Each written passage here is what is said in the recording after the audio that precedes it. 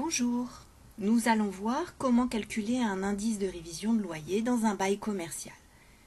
Surtout, vous paniquez pas, nous sommes dans le cadre des révisions de préparation d'examen session 2021, l'épreuve de technique notariale et nous allons prendre pour exemple le sujet de technique notariale 2013 sur le bail commercial. Alors, vous paniquez pas lorsque on vous demande de calculer un indice. Vous repartez de la règle de révision des loyers.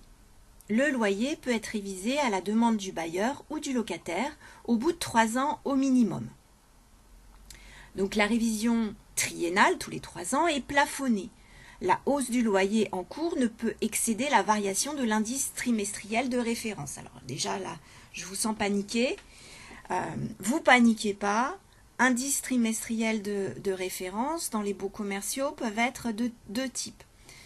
L'indice trimestriel des loyers commerciaux pour les activités commerciales ou artisanales, ou l'indice des loyers des activités tertiaires, ILAT, pour les autres activités.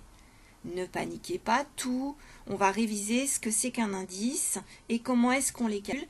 Ce que je veux vous mémoriser maintenant, c'est qu'on calcule une révision des loyers en fonction d'un indice.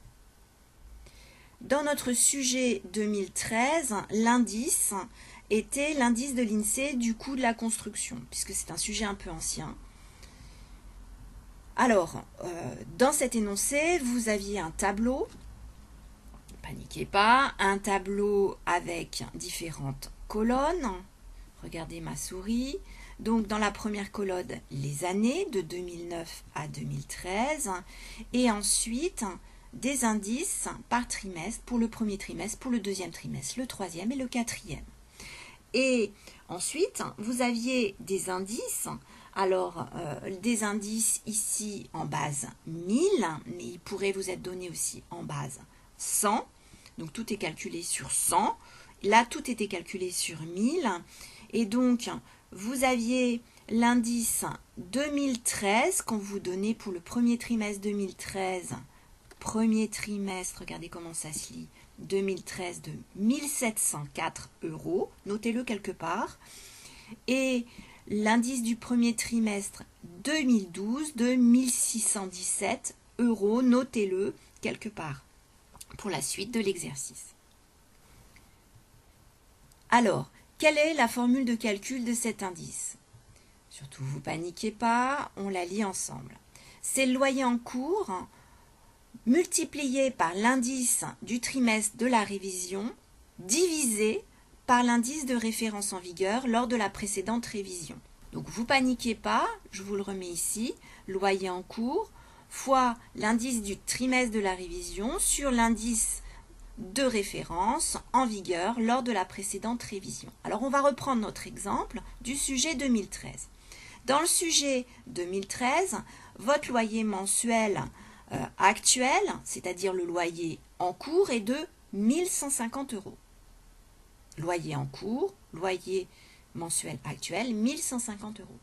Ce montant a été déterminé en prenant pour base l'indice 2012 qui s'est élevé à 1617 €.